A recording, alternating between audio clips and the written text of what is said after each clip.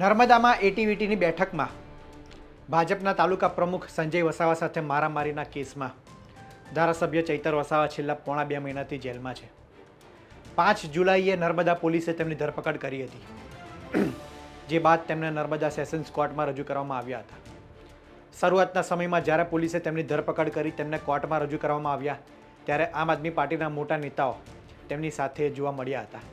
તેમના સમર્થનમાં આમ આદમી પાર્ટીના નેતાઓ નર્મદાના ડેડિયાપાડામાં પણ આવ્યા હતા. પરંતુ જેમ જેમ કાનૂની પ્રક્રિયા ચાલતી ગઈ અને કાનૂની પ્રક્રિયા કોર્ટમાં કેસ ચાલતો રહ્યો તેમ તેમ આ મામલો એ ઠંડો પડતો ગયો અને થોડા સમય બાદ હવે ફરીથી આમ આદમી પાર્ટીના નેતાઓ ચૈતર વસાવાના સમર્થનમાં ખુલીને આવ્યા છે અને આમ આદમી પાર્ટીના નેતાઓના નિવેદનો પણ સામે આવતા રહ્યા છે. ગોપાલ ઇટાલિયાએ કહ્યું છે કે ભાજપની સામે જે પડે છે તેને ખોટી રીતના હેરાન કરવામાં આવે છે. એક તરફ જો ભાજપનો ખેસ પહેર્યો હોય તો ગંભીર ગુનાઓમાં પણ નેતાઓ છૂટી જાય છે. બળાત્કાર જેવા દુષ્કર્મના કેસમાં પણ જામીન મળી જતા હોય છે. હત્યાનો ગુનો હોય કે મારામારીનો કોઈ ગંભીર ગુનો હોય તેમ છતાં જો ભાજપ સાથે સંકળાયેલા લોકો હોય તેમને જામીન મળી જતા હોય છે, તેમને હેરાનગતિ થતી નથી. પરંતુ જો વિપક્ષનો કોઈ નેતા હોય કે સરકારની સામે પડેલો કોઈ વ્યક્તિ હોય તો તેમને ખોટી રીતના ફસાવી દેવામાં આવે છે અને તેને ખોટી રીતના હેરાન કરવામાં આવે છે. નાના કેસને મોટો બનાવીને તેના પર ખોટી કલમો લગાડીને ભાજપ સરકાર તેમને હેરાન કરતી હોવાનો આરોપ ગોપાલ ઇટાલિયાએ લગાડ્યો હતો. ત્યારબાદ હવે આમ આદમી પાર્ટીના બીજા નેતાઓ પણ આ મામલે એક્ટિવ થયા છે. આમ આદમી પાર્ટીના નેતા રેશમા પટેલનું પણ આ મામલે નિવેદન સામે આવ્યું છે. રેશમા પટેલે કહ્યું છે કે અમે જ્યારે સરકારી કચેરીમાં જતા હોઈએ કે કોઈ રજૂઆત કરવા માટે જતા હોઈએ ત્યારે ખાસ મોબાઈલ ફોનમાં રેકોર્ડિંગ ચાલુ રાખતા હોઈએ છીએ.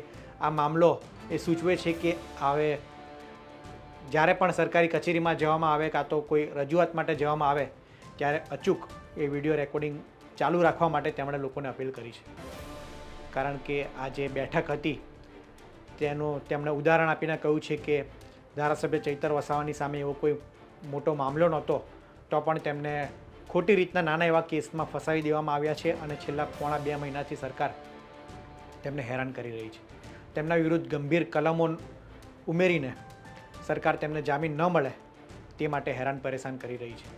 આદિવાસીઓનો અવાજ દબાય કારણ કે ચૈતર વસાવાએ સતત લોકો વચ્ચે રહેતા નેતા છે, લોકોની સમસ્યા ઉજાગર કરે છે અને આ જ મામલે તેમનું પોલીસ સાથે અને સરકાર સાથે અવારનવાર ઘર્ષણ થતું હોય છે. સરકારના અધિકારીઓ હોય કે પોલીસકર્મી હોય ક્યાંક તેમને જતા રોકવામાં આવતા હોય છે કાં તો તેમની વાતને લઈને ચૈતર વસાવા ઉગ્ર થઈ જતા હોય છે અને ઘર્ષણના સમાચાર અવારનવાર સામે આવતા હોય છે.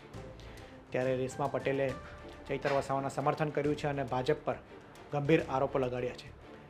જાણીએ રેશમા પટેલે શું કહ્યું. ગુજરાતની એન્જિન ફેલ ભાજપની સરકારના ખેલ આજ ગુજરાત જોઈ રહ્યું છે. કૌભાંડીઓને બેલ અને આદિવાસી દીકરાને જેલ, આ જે ખેલ ભાજપે શરૂ કર્યા છે ને એ સમજાઈ રહ્યું છે કે ભાજપને બીક લાગે છે. જે રાજકીય રીતે નથી પહોંચી શકતા એને આવી રીતે કાનૂનની આટીઘૂટીમાં નાખી એક આદિવાસી સમાજનું એક બુલંદ અવાજ એવા ચૈતરભાઈને બેલ ના મળે એટલે એટલું બધું આટીઘૂટી કરી રહ્યા છે કાનૂનને હાથમાં રાખીને, એ સ્પષ્ટ ચિત્ર સાબિત થઈ ગયું છે. કારણ કે આપણા ગુજરાતમાં મર્ડર કરવાવાળાને, લૂંટવાવાળાને, ચોરી ચપાટી કરવાવાળાને, બળાત્કારીઓને, જાહેરમાં ખૂન ખરાબા કરવાવાળાને બેલ મળી જાય છે, પણ આદિવાસી દીકરાને બેલ નથી મળતી, એને જેલ મળે છે. આનાથી સ્પષ્ટ સાબિત થાય છે કે ભાજપ હવે રાજકીય રીતે નથી પહોંચી શકતું, બોખલાઈ ગયું છે, એને કોઈ રસ્તો નથી મળી રહ્યો એટલે કાનૂનનો દુરુપયોગ કરી રહ્યું છે.